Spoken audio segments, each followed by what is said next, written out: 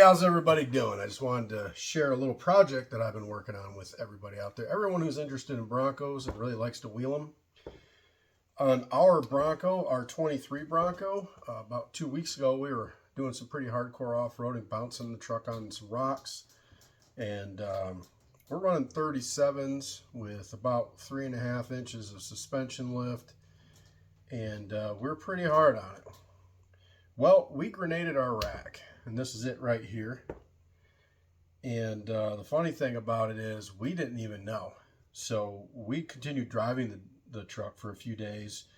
We ran into town. I believe I'd gone to the gym and came home, and when I got back, I was just sitting, I had backed the Bronco into the driveway up to the house, and for whatever reason I did something to move the steering wheel, maybe to straighten the wheels, and I just felt it like it had a little play in it. So I looked out the window, turned the wheel, and sure enough, there was play in the steering. I'm like, well, that's not right.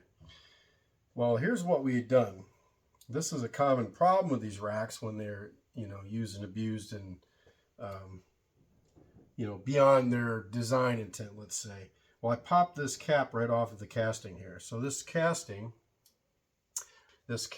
breaks, this aluminum casting here, right at this, right where the threads meet this cylinder in here.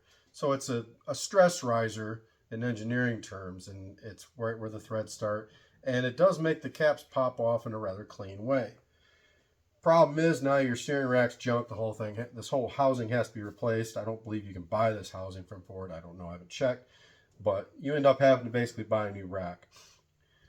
I think a good solution to do, if you do break a rack, is to upgrade to the Haas 3.0. This is the standard Haas 2.0 rack, because the Haas 3.0's got a motor on it with more torque. The servo motor here on the Haas 3.0, I think they say it's 33% more torque. And that's the same thing we're going to do. We're going to upgrade ours to the Haas 3.0. But before we do that, we're going to go ahead and get this rack fixed and back in the truck. And I'm going to show you how we're going to fix it. And by the way, we didn't just break this. We also broke this casting on this end. Now I've repaired this casting. I'm going to put it back into service temporarily, but very shortly I'm going to be replacing this as well.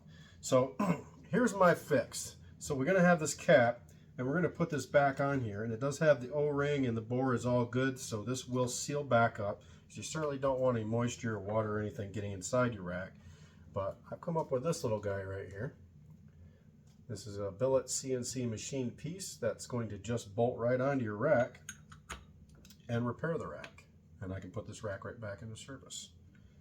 So this guy here, this comes with a set of bolts, a set of standoffs, and this will be available on our website. These are going to be powder coated on our signature metallic bronze. See if I can hit that with a light just so.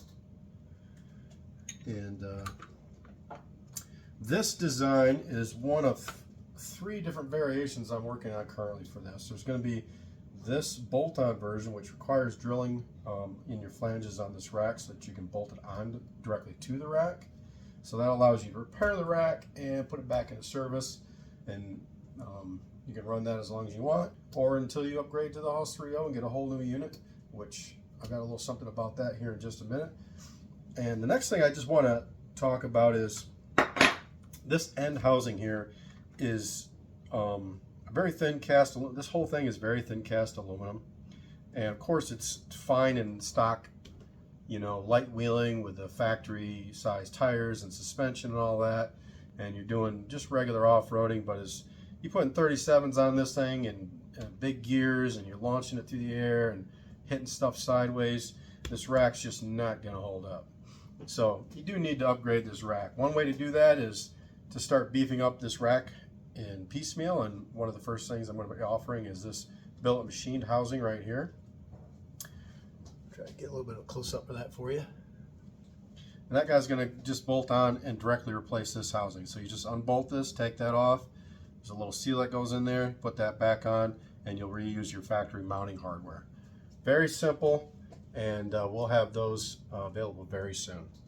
Oh, also another thing to point out, this is not just simply replacing the housing itself, but it's adding support in here. So there's going to be a large bushing of a particular type of material that's going to run the entire length of this larger bore that you see here. Whereas this is completely unsupported. I shouldn't say it's completely unsupported. It does come with these little bushings. It just has these little plastic bushings at the end.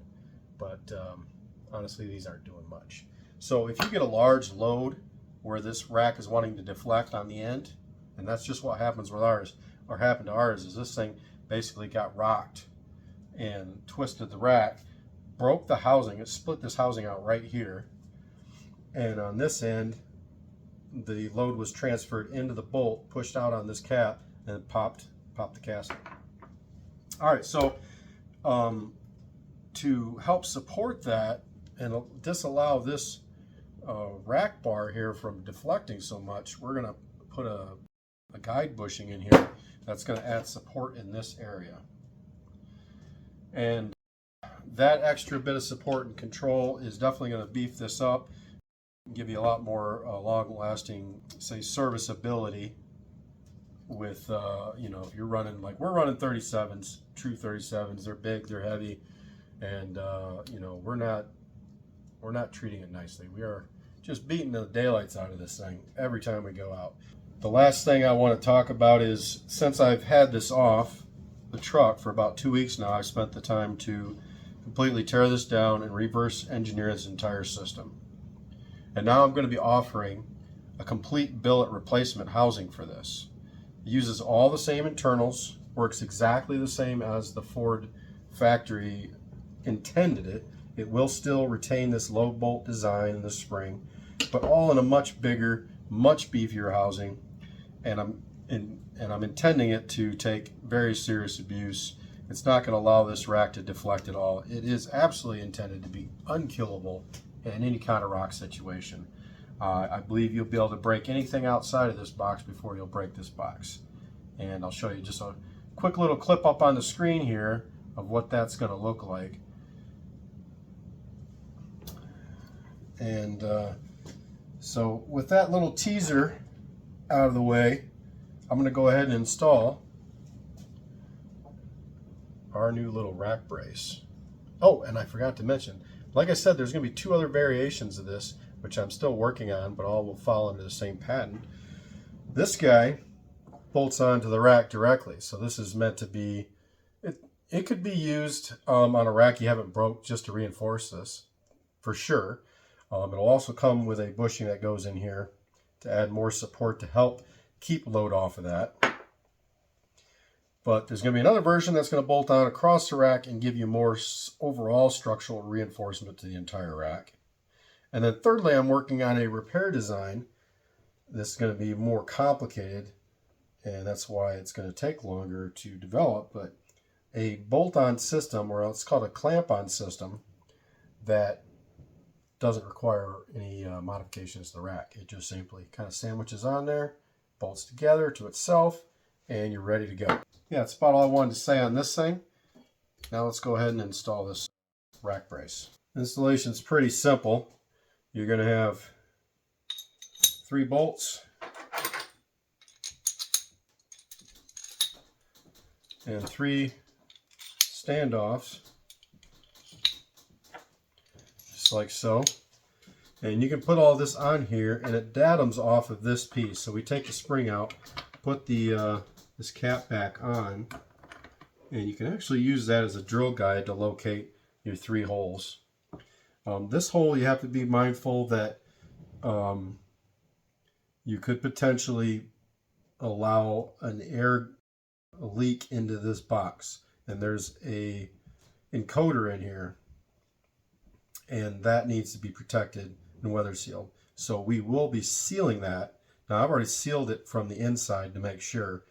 So we would just seal this right around the bolt, and we're going to do that with just some RTV silicone seal. All right, so I should have saw that coming. Anyway, let's go ahead and put this thing together. Now we're just going to make sure we line this up so this goes back together in the exact same orientation, rotationally, that it came apart.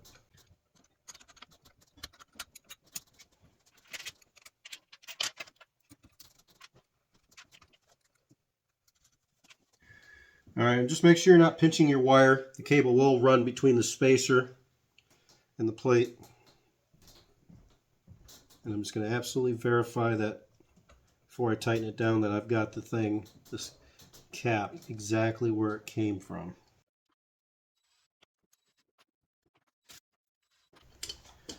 Okay, our cable is clear. Nothing is pinched. The alignment looks good. Making sure we're not jamming anything and that we're meshing properly.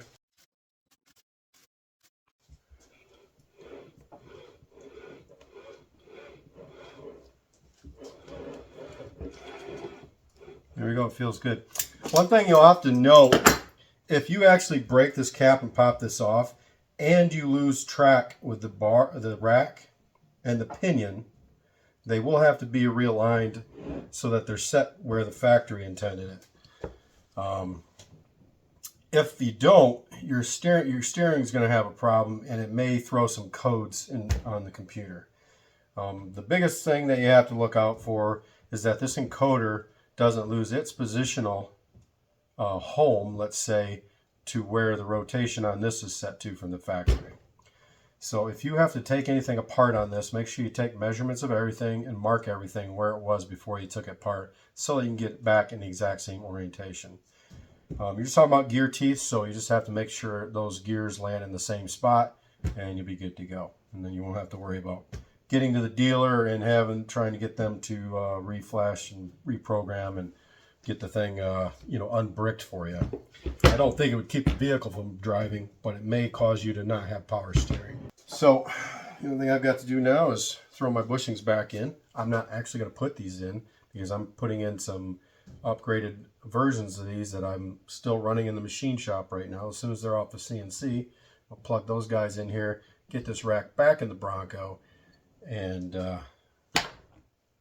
we'll go from there. We're going to be running it with our rack brace on there right there.